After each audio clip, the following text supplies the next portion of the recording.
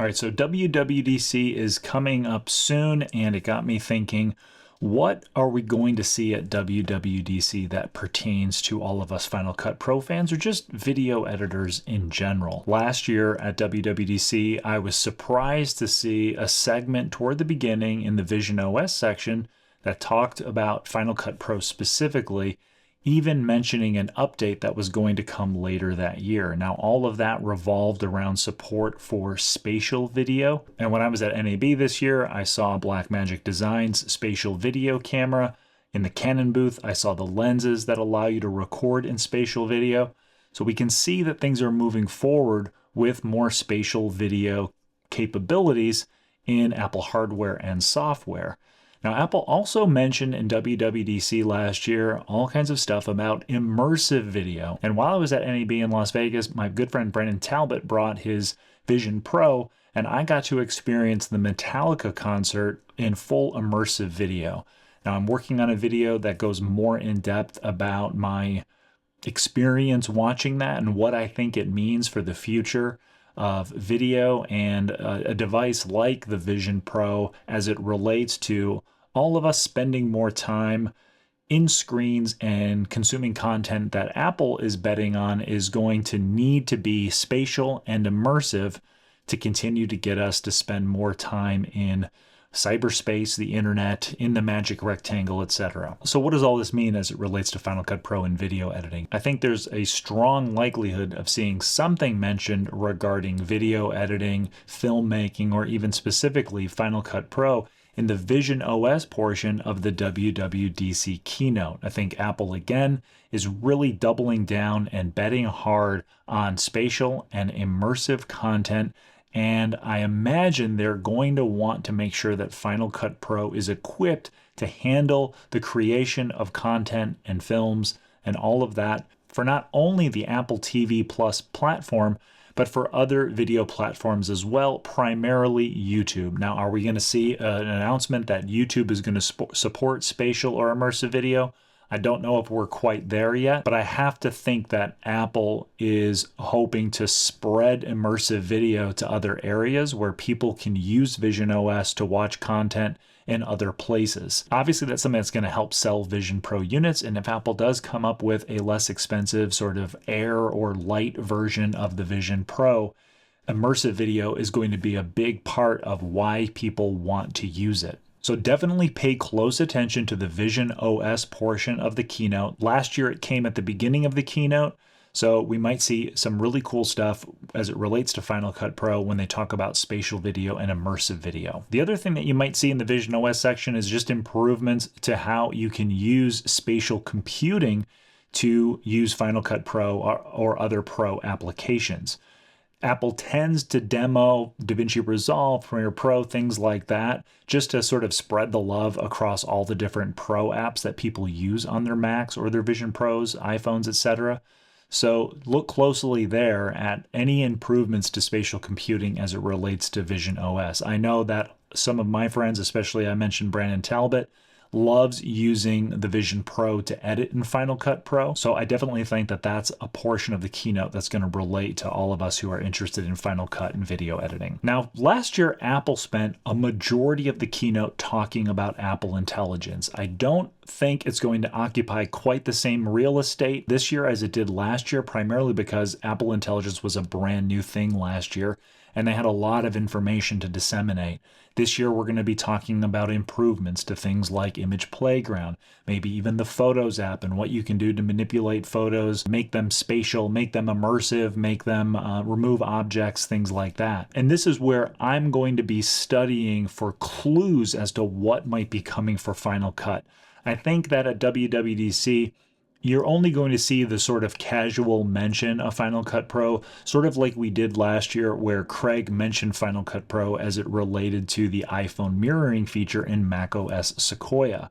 But if we study things like the Photos app or new Apple Intelligence features, we might be able to look into the crystal ball, if you will, and see where these features might arrive with Final Cut Pro. Now, last year we saw a feature in the Photos app called Cleanup where you could remove objects, unwanted objects from the background of your photos. We haven't seen that ported over to Final Cut Pro, and I don't know that we will anytime soon, but I have to imagine this is the kind of feature down the road, removing objects from video clips, that would really make Final Cut Pro stand out. Now, the one that really got me last year was something called natural language search in the Photo app.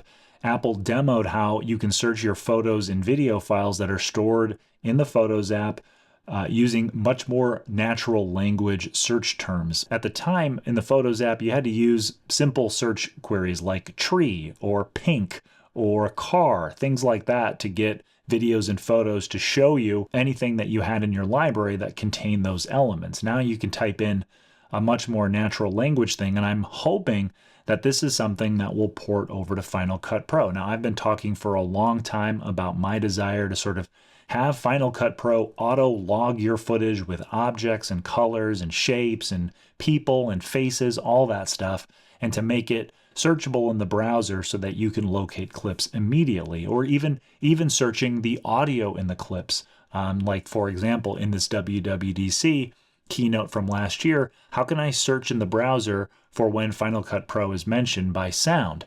Things like that.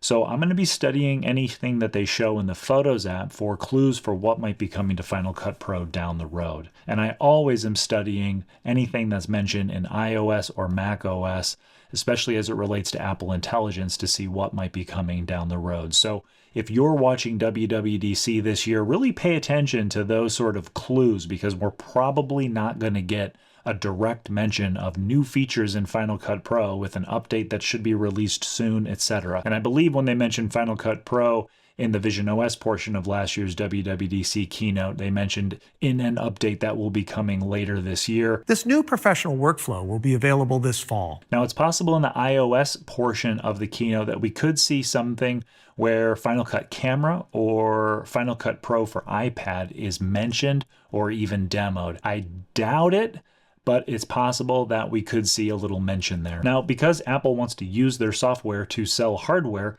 we know that we've got the iPhone 17 Pro on the horizon, as well as the iPad Pro on the horizon. These typically come out in the fall.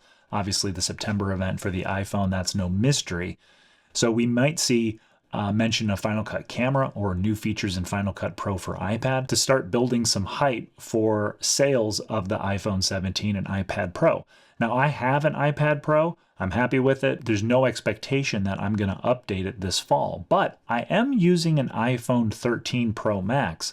I haven't updated my iPhone in years, and I don't anticipate updating to the iPhone 17, but if they show something pretty amazing with Apple Intelligence, with Final Cut Camera, Final Cut for iPad, I could consider updating my lineup if there's a compelling enough reason to do so. So I'll be paying close attention to that as well. So those are my thoughts on the software side of things. And of course, we have the hardware side. Now, Apple has updated their entire line of Macs between this last fall with the MacBook Pro, all the way through this March with the MacBook Air and the Mac Studio. So we have new Mac Minis, we have new MacBook Pros, we have new iMacs even.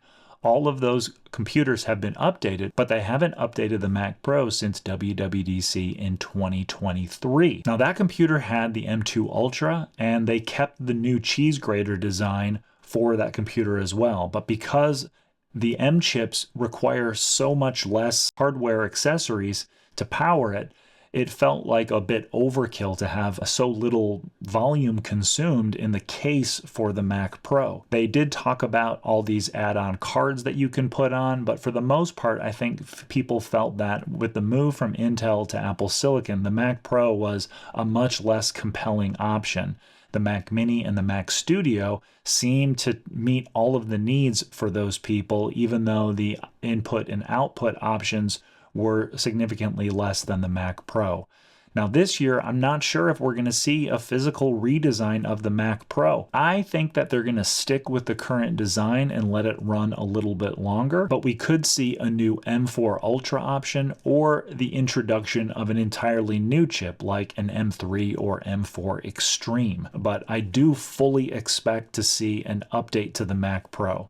Now, if they do update the form factor, the design of the Mac Pro, I think then you'll see a new Pro Display XDR as well.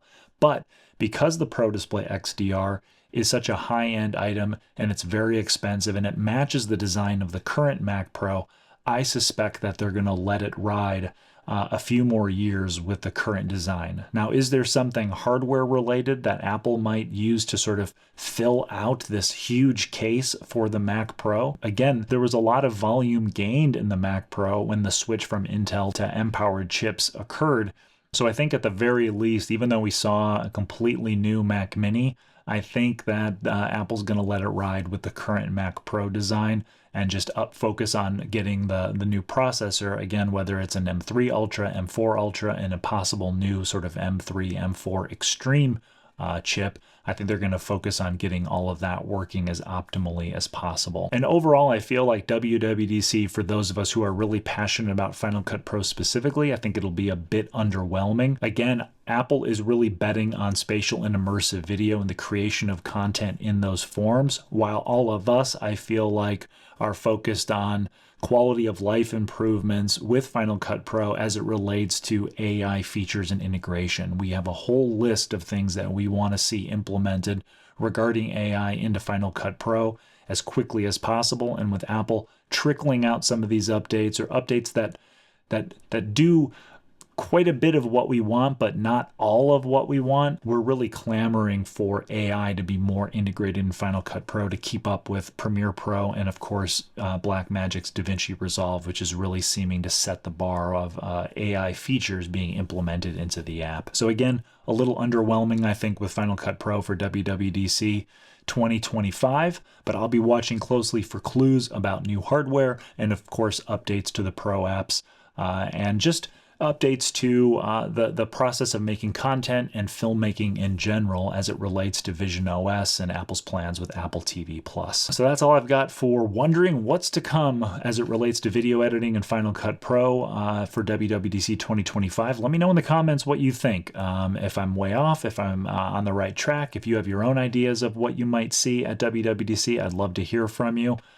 And that's it. Until the next one, I'll see you soon. Don't forget, everyone, keep chopping that broccoli.